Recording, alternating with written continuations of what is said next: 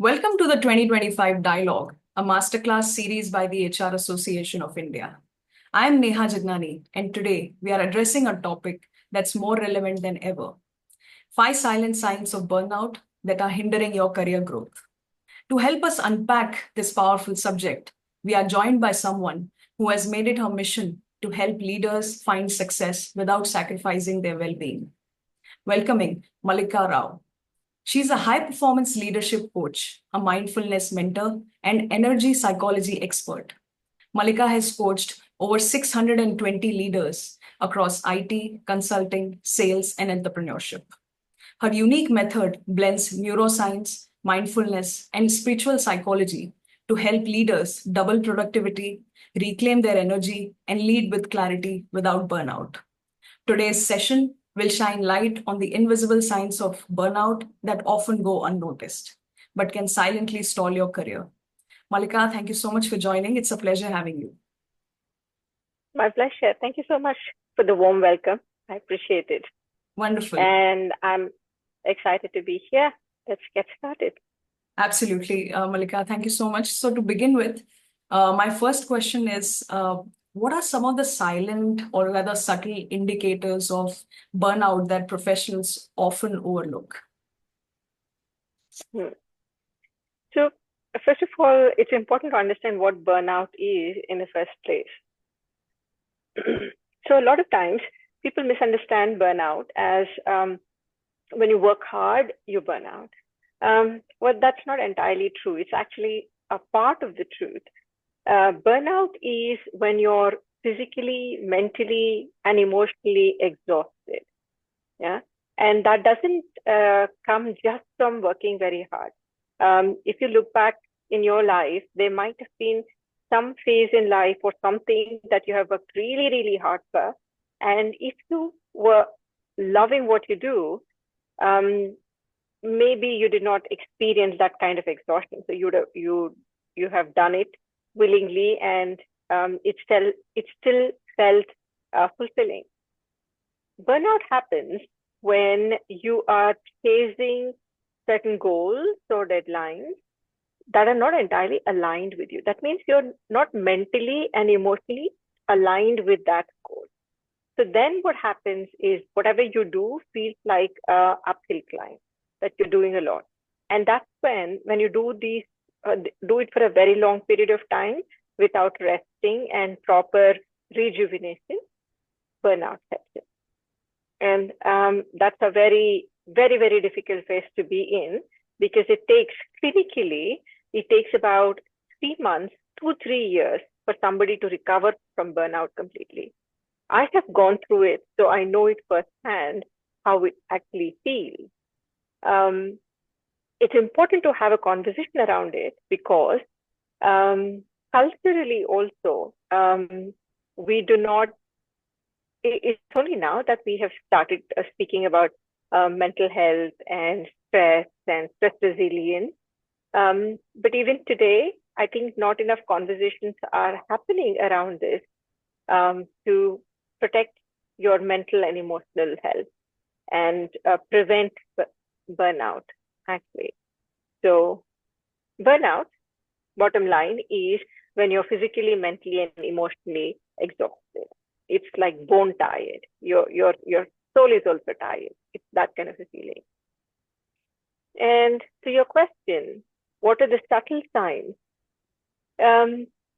See, when you're working, a lot of times I have seen when I work with high functioning individuals that we've been so told to do work hard and harder that when you actually feel that you're not able to get things done, instead of pausing to correct what is going on there, we tend to push ourselves even more harder, right? So that means we push aside the signs that your body is giving.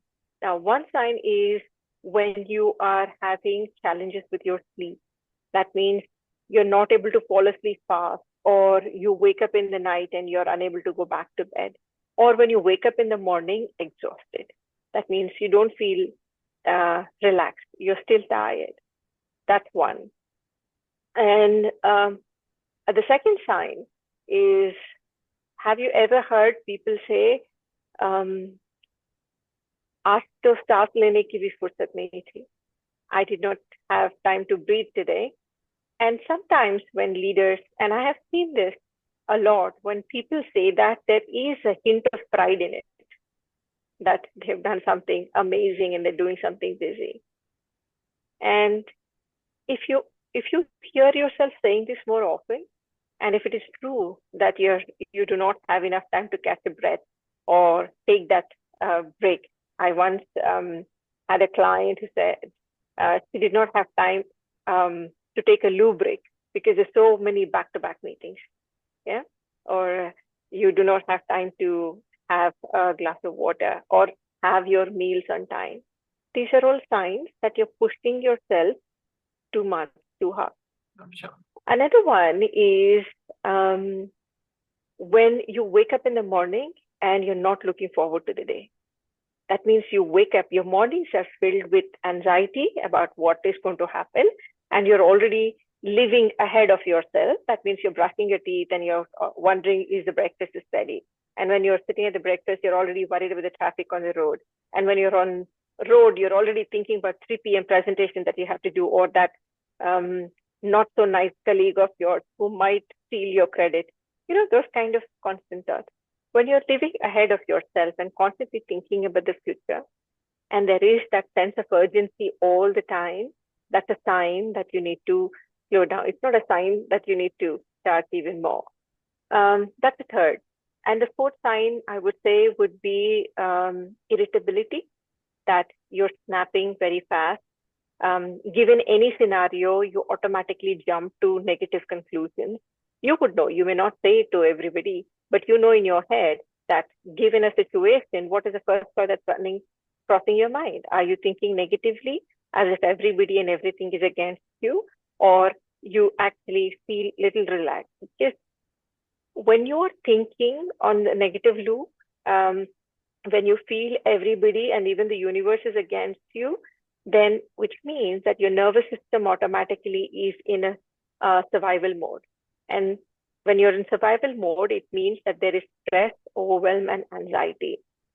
On the contrary, when you have these positive thoughts and you're a little relaxed, and that's where your nervous system is at a rest state, at a rest and digest state. And that is healthy. That is where your creativity works, your critical thinking works, and you're able to focus more and get things done. So the fourth sign is that if you are snapping and you are reacting instead of responding, very often you will actually see that you would have more challenges with your, if a colleague asks you for some help and you get irritated about it, or somebody asks a question, or at home with your loved ones, you're not able to speak with that patience and happiness, or on the road, if you're getting that road rage very often, that means you're getting triggered faster, which means that your nervous system is in a survival mode. So the last one, I would say, which is actually the most important, and for you need to know this, is when you see that your focus is compromised. That means you have to read your email 3 times to actually understand what it was. Or you may have read it and understood it in one way and you realize, oh, it didn't mean like that. Or there is a constant brain fog, right? That means you're not able to think very clearly. Correct. So these are the 5 subtle signs of burnout. A lot of times people don't pay attention to this and they wait for it to get worse. But these are already danger zones. Sure. So just to summarize, Mallika, there is when you face challenges while sleeping, waking up exhausted is linked to that. Second is when you don't find yourself having a time to do things that can feed your soul rather than just the work. Third is anxiety in the morning, where you're running ahead of time and making scenarios, probably you're not there in the present. Then negative thoughts and reacting instead of responding. And lastly, about the brain fog. So beautifully put, Mallika. Thank you so much. So I'll just, my next question is, Why do high performing professionals often experience burnout? And what could be the root cause of this phenomenon? Mm. It's very ironic, actually. The very thing that makes you a high performer actually becomes the reason you will fall into this burnout zone. Because high performers means that you perform at your highest potential and that you are risk takers, you are pushing yourself, you're working harder, you don't give up so soon, and you're ambitious and you want to get great results. Now, that's fantastic. There's nothing wrong with it. But the expectation that you need to be on a, you know, imagine you have a charge of 100 on your battery and you're expecting it has to be 100 every day, every time. That's not going to happen. But high performers push themselves to be operating at that 100% all the time. And that's where the burnout sets in. And where the rest of the people, when rest of the people take a caution, or if they're tired, most often they will take a break because they're not pushing, they're not so ambitious, they're not. But high performers, whenever they see that they're not able to get some work done, or they're not able to focus enough, or they push themselves harder. Right. Yeah. So that works against them. Sure, absolutely. Yeah. I think it tells me that people who are high performance, especially the multitasker, I think at some point they are really being hard on themselves because they are setting Mm-hmm. expectation to be perfect every single day. And once they Mm-hmm. get into that cycle, I think it's very difficult to also get out of that cycle and give your brain and your body the rest that it needs the most.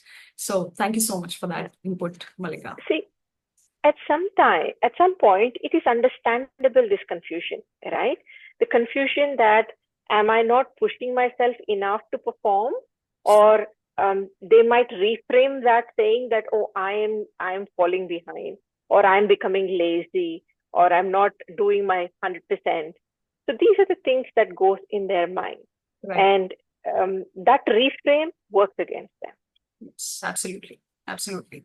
Yeah. Thank you so much. My next question, Mallika, is how does unrecognized burnout affect decision making, productivity, and eventually impact the long term career growth? So if you are a professional, and if you're a high performing professional, we all now know that it's a very challenging space, right? There's a lot of competition. You're expected to be performing at a certain capacity. There are tight deadlines, high pressure work, important deadlines, right? And now there is so much of uncertainty around you, and there is AI coming in to all the spaces. So there is that job insecurity, where you're thinking that AI is doing a better job than I. Will I get replaced by AI? So there are a lot of uncertainty and a lot of insecurity there is, right? So what actually happens is, when you have, for anybody, for a human being to perform at their fullest potential, they need to tap into certain executive function, which only we can do better than AI. That is the emotional intelligence part of it, which is critical thinking, creativity, empathy, problem solving, critical decision making. And all these are important executive functions one needs to do. Now, as per the neuroscience, whenever you're in the space of stress, your nervous system is in a survival mode. That means for your nervous system, either you're alive or you're dying. So that the moment there is a stress, it recognizes as there is a do or die situation. That means there is a certain part in your brain, it's called prefrontal cortex, which is responsible for this executive function. The blood supply there reduces, and there is more blood supply to the rest of the parts of the body, which could help you to fight or flight, right? Hmm. So if you're constantly in the stress mode, that means the part of the brain that is responsible for critical thinking, decision making, problem solving, creativity, and empathy, which is very, very important when you're working as a team, Right. they are shut down. And when you're not coming from that place, then you are constantly working from a place of survival. That means your focus is compromised, concentration is compromised. Of course, the critical thinking is compromised. Your decision making capacity comes down drastically. You're unable to connect with others. And the worst part of the burnout is you stop connecting with yourself too. A lot of times people don't even know who they have become. They then that disconnected from themselves too. So once you all these things diminishes, you'll actually see your performance slips automatically, Sure. right? You're no more a team player. You're snapping at people, getting irritated, or you're not able to connect with others at the same plane. That makes it very difficult Sure. for you to do your job right.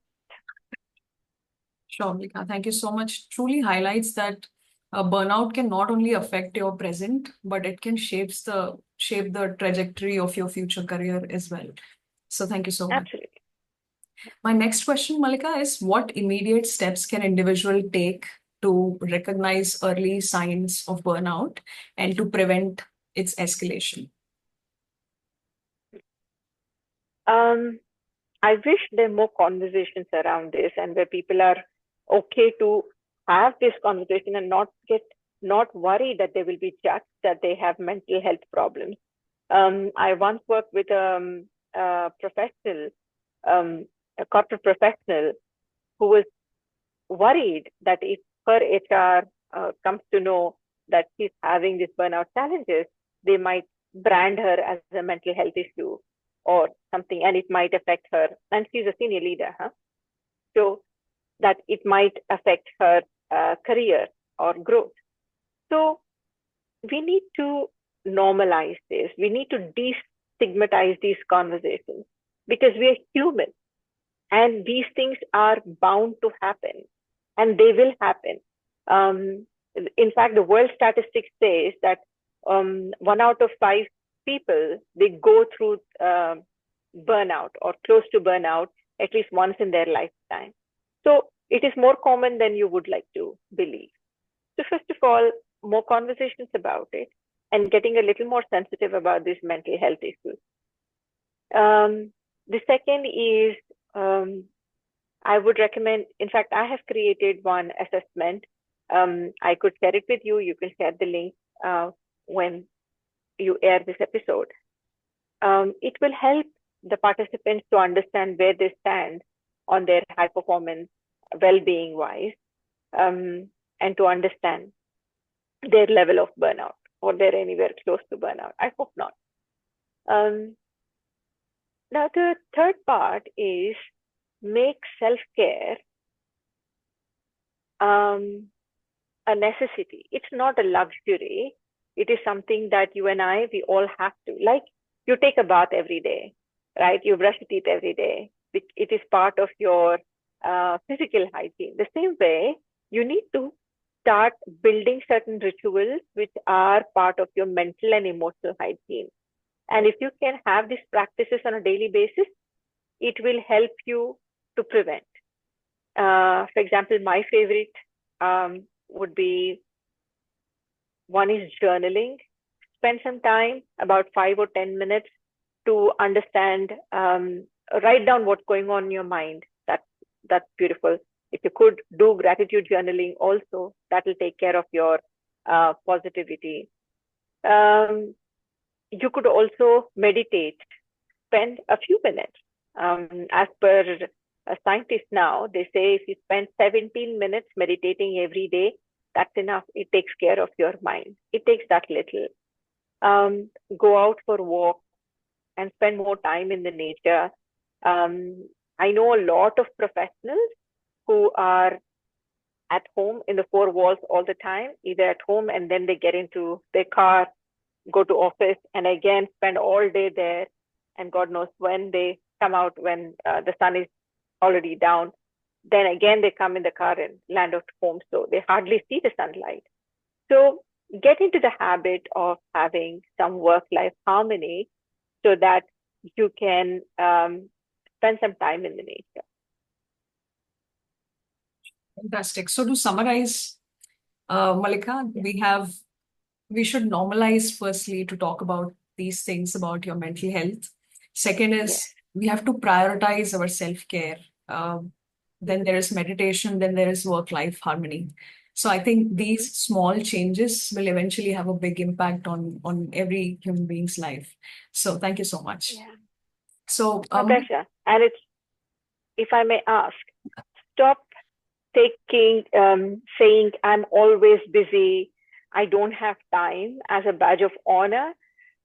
Actually, it doesn't make you look good. If somebody knows about burnout, it actually makes you feel not so good.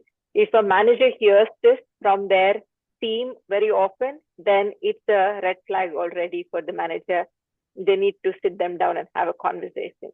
Or if the HR is hearing this many times from the managers and leaders that I don't have time for this, or I'm too busy for all these things, then it's time for you all to have that conversation. Pause right there and have that conversation with them. Sure, beautifully put. So, Mallika, this brings us to the last question for today's masterclass, which is how can organization create environment that can help employees reduce their stress and reduce the risk of burnout?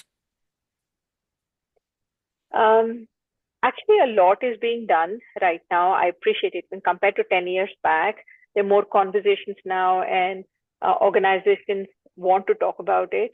Having said that, not enough is being done, right? Which means you cannot, a lot, I still see this, if I could just be candid about this, I still see a lot of L&D and HR when they do these stress management workshops. It unfortunately is a checkbox on their list that, okay, I have done this. If it becomes more intentional, that you're intentionally creating these workshops and making sure they're effective, that helps. And the second thing is, you cannot have a band-aid course for a challenge like stress and burnout. It is not something that, it's not a vaccination shot that you take it and you're good for 1 year. Right. It doesn't work like that. You need to have a constant conversation around it. So have more, spend more time around this, and it has to be consistently done.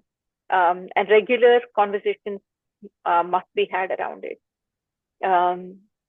Yeah. So more, make stress management and mindfulness sessions. I would love that. Any burnout prevention workshops and conversations more mainstream. Yeah. Have a monthly session or, bi-monthly sessions. That is very important. Sure. Yeah. And then I also said that let the HR and leaders make speaking about mental health really a cool thing. So if people do not take it as it's not a challenge or it's not a stigma, and where mental health awareness is appreciated, then you'll actually see more and more people opening up about it. And the real benefit is you're going to prevent it even before it comes to that peak where it is hard to manage. Right. Because when a person goes through burnout, there are more chances of this person quitting, and that too a sudden quitting. You'll clearly able to see that this person's performance goes down, and then it's not that their intention is to perform bad. It's just that it's like any other challenge, physical challenge you go through. Right. Yeah. So. Sure. Thank you so much, Mallika. It beautifully puts into perspective how, if you create an ecosystem as a leader where people are free to talk about how they feel, normalize these conversations, it's easier for employees to share and then get over any situation that is there in their mind or is coming in between their work, or be it reduced productivity and so on. So thank you so much. It's a great perspective there. So this brings us to the end of the masterclass, Mallika. Thank you so much for sharing your perspectives. And it was truly a grounding session that has offered a much needed pause, I would say, in our fast-paced lives. So thank you so much for your time and insights. My pleasure. My pleasure. Thanks a lot. I'll just have a quick note to our listeners, Mallika. Thank you so much for Sure. tuning into this masterclass. If you enjoyed today's conversation, do not forget to subscribe and leave a review. Until we meet next time, let's remember, success doesn't have to come at the cost of well-being. Thank you. Thanks, Mallika. Wonderful. Thank you so much. Thank Such you. a pleasure to Thank speak you. to you. Yeah.